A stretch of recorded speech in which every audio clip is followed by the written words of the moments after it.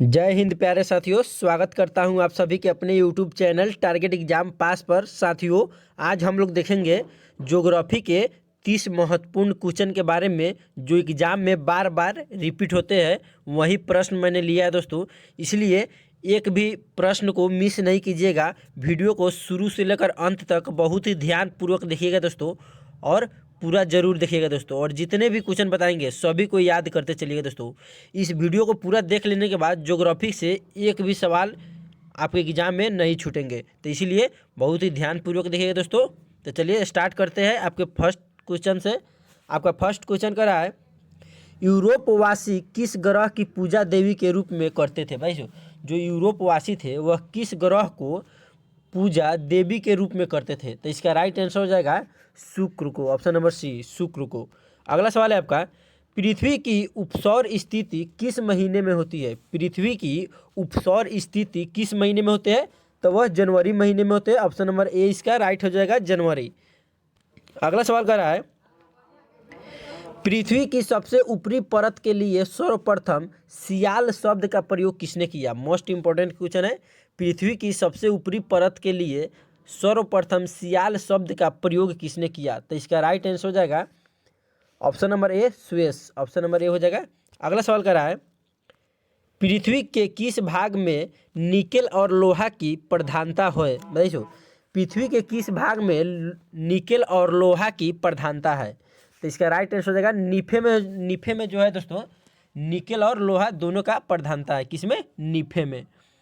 अगला सवाल है आपका, भूपृष्ठ की किस परत में बेसाल्ट चट्टानों की आवश्यकता है। भाई जो भूपृष्ठ है वह किस परत में बेसाल्ट चट्टानों की आवश्यकता है, तो वह सीमा में। ऑप्शन नंबर बी हो जाएगा, सीमा।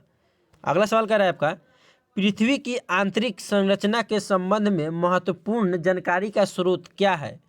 तो उसमें महत्वपूर्ण जो जानकारी का स्रोत है वह भूकंप विज्ञान है। क्या है दोस्तों? भूकंप विज्ञान।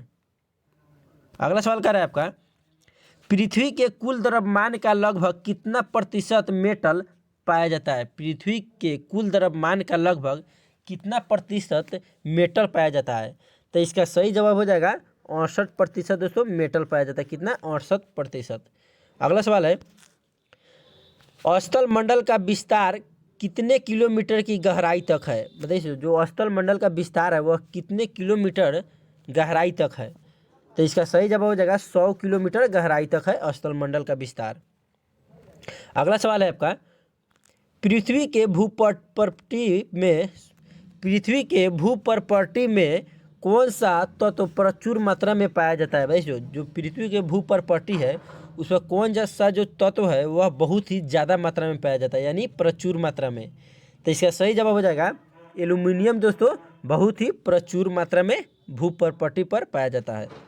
अगला सवाल है आपका, पृथ्वी के धरातल के कितने प्रतिशत भाग पर महाद्वीपों का विस्तार पाया जाता है। तो दोस्तों बता दें, पृथ्वी के जो धरातल है उस पर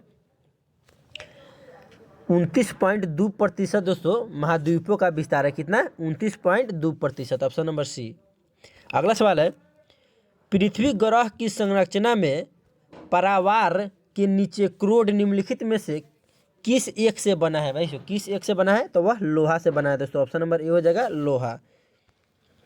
अगला सवाल है आपका, पृथ्वी की 3 सेकेंडरी परतों में ऊपर से दूसरी परत का नाम क्या है। भाई जो पृथ्वी की 3 सेकेंडरी परतों है उसमें से ऊपर से जो दूसरे स्थान पर परत है उस परत का क्या नाम है। तो उसका नाम है दोस्तों सीमा। ऑप्शन नंबर बी, सीमा। अगला सवाल कर रहा है आपका, कुल अक्षांशों की संख्या कितनी है। वैसे जो कुल अक्षांश है उनकी संख्या कितनी है। तो इसका राइट आंसर हो जाएगा 180। Option number D, 180। चलते हैं अगले सवाल की ओर। करा है, देशांतरों की संख्या कितनी है। मोस्ट इंपॉर्टेंट क्वेश्चन है।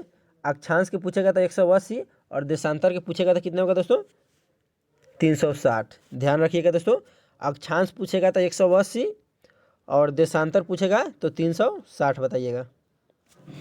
अगला सवाल कर रहा है आपका, निम्नलिखित नगरों में से कौन सा एक भूमध्य रेखा के सर्वाधिक निकट है। भाई इनमें कौन सा जो नगर है वह भूमध्य रेखा के निकट है, यानी सर्वाधिक निकट है, यानी बहुत ही करीब है। तो इसका राइट आंसर हो जाएगा सिंगापुर जो है दोस्तों भूमध्य रेखा के काफ़ी निकट है। अगला सवाल है, निम्नलिखित में से किस देश से होकर कर्क रेखा नहीं गुजरती? भाई इनमें से कौन सा जो देश है जिसे होकर कर्क रेखा नहीं गुजरती है? तो इसका सही जवाब है दोस्तों जायरे। जायरे देश से दोस्तों होकर कर्क रेखा नहीं गुजरती है। बाकी दोस्तों चीन और भारत से और 6 राज्य है जिनसे होकर कर्क रेखा गुजरती है, यानी कर्क रेखा दोस्तों टोटल 8 दोस्तों इसमें देश का रहा है। अगर दोस्तों अगर पूछेगा राज्य यानी कर्क रेखा कितने राज्यों से होकर गुजरती है भारत में, तो 8 राज्य बताइएगा दोस्तों। कितने राज्य? 8 राज्य। अगला सवाल है, अंतर्राष्ट्रीय दिनांक रेखा कहाँ से होकर गुजरती है? अंतर्राष्ट्रीय दिनांक रेखा कहाँ से होकर गुजरती है? तो इसका राइट आंसर हो जाएगा 180 डिग्री से होकर गुजरती है। अगला सवाल है आपका, ग्रीनविच किस देश में है? ग्रीनविच किस देश में है? तो ग्रीनविच यूके में है दोस्तों, यानी यूनाइटेड स्टेट ऑफ अमेरिका। अगला सवाल है, एक देशांतर को पार करने में 2 स्थानों के स्थानीय समय के बीच क्या अंतर होता है? भाई एक देशांतर को पार करने में 2 स्थानों के स्थानीय के बीच क्या अंतर होता है? तो इसका राइट आंसर हो जाएगा 4 मिनट का। कितना? 4 मिनट का होता है अंतर। अगला सवाल है, अंतर्राष्ट्रीय तिथि रेखा का निर्धारण किस वर्ष किया गया? अंतर्राष्ट्रीय तिथि रेखा का जो निर्धारण है वह किस वर्ष किया गया? तो इसका सही जवाब हो जाएगा दोस्तों 20 का ऑप्शन नंबर डी 1884 में किया गया। कब किया गया था? 1884 में। अगला सवाल है आपका, भारत का परमाणिक समय किस स्थान से निश्चित किया जाता है? भाई भारत का जो परमाणिक समय है वह किस स्थान से निश्चित किया जाता है? तो इसका सही जवाब हो जाएगा इलाहाबाद से। कितने दोस्तों? इलाहाबाद से। अगला सवाल है, भूपृष्ठ का कितना प्रतिशत भाग अवसादी शैलों से ढका है? भूपृष्ठ का कितना प्रतिशत जो भाग है अवसादी शैलों से ढका है? तो इसका राइट आंसर हो जाएगा 75%। Option number B 75%। अगला सवाल है आपका, कोयला किस चट्टान में पाया जाता है? भाई जो कोयला है वह किस चट्टान में पाया जाता है? तो कोयला परतदार चट्टान में पाया जाता है दोस्तों। किस चट्टान में? परतदार चट्टान में। अगला सवाल है आपका, निम्नलिखित में से कौन रूपांतरित चट्टान नहीं है? भाई इनमें कौन जो है रूपांतरित चट्टान नहीं है? तो इसका राइट आंसर हो जाएगा ग्रेनाइट। ग्रेनाइट जो है दोस्तों यह रूपांतरित चट्टान नहीं है। अगला सवाल है आपका, निम्नलिखित में से कौन कयांत्रित शैल है? भाई इनमें से कौन जो है कयांत्रित शैल है? तो इसका सही जवाब हो जाएगा संगमरमर जो है दोस्तों यह कयांत्रिक शैल है। संगमरमर का सूत्र होता है दोस्तों CaCO3 यानी कैल्शियम कार्बोनेट।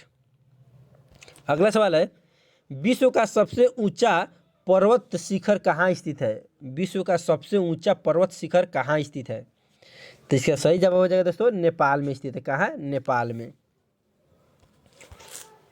अगला सवाल है आपका, निम्नलिखित में से कौन सी पर्वत श्रृंखला विश्व में सबसे बड़ी है? भाई निम्नलिखित में से यानी 4 ऑप्शन दिया गया है, इनमें पूछ रहा है कौन सा जो पर्वत श्रृंखला है वह विश्व में सबसे बड़ी है? तो इसका सही जवाब हो जाएगा Andes. Option number A Andes.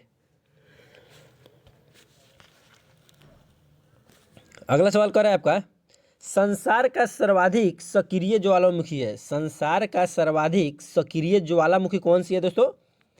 तो इसका राइट आंसर हो जाएगा आपका किलायू जो है दोस्तों यह संसार का सर्वाधिक सक्रिय ज्वालामुखी है। कौन? किलायू। अगला सवाल कर रहा है, कोटोपैक्सी कहाँ स्थित है? कोटोपैक्सी कहाँ स्थित है दोस्तों? वह इक्वाडोर में स्थित है। जो कोटोपैक्सी है वह इक्वाडोर में स्थित है। Option number D. अगला सवाल है दोस्तों और यह लास्ट सवाल है इस वीडियो का दोस्तों, तो आप लोग बताइएगा कि 30 में से आप कितने का सही जवाब दे पाए हैं।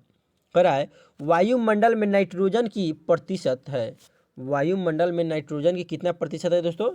तो 78% है दोस्तों। यानी वायुमंडल में देखा जाए दोस्तों तो सबसे अधिक क्या पाया जाता है? तो नाइट्रोजन ही पाया जाता है। तो दोस्तों आज के लिए इतना ही दोस्तों। 30 में से आप कितने का सही जवाब दे पाए हैं अपना अपना आंसर कमेंट बॉक्स में ज़रूर बताइएगा दोस्तों। ऐसे ही वीडियो देखने के लिए आप चैनल को सब्सक्राइब कर लीजिएगा और वीडियो पसंद आएगा तो वीडियो को लाइक कर लीजिएगा दोस्तों। इस चैनल के माध्यम से सभी गवर्नमेंट जॉब की तैयारी बहुत ही बेहतरीन ढंग से कराई जाती है, तो इसलिए दोस्तों चैनल को सब्सक्राइब जरूर कीजिएगा ताकि दोस्तों ऐसा ही वीडियो आप तक सबसे पहले पहुंचता रहेगा। तो आज के लिए दोस्तों इतना ही, मिलते हैं कल के अगले वीडियो में। जय हिंद, जय भारत, वंदे मातरम।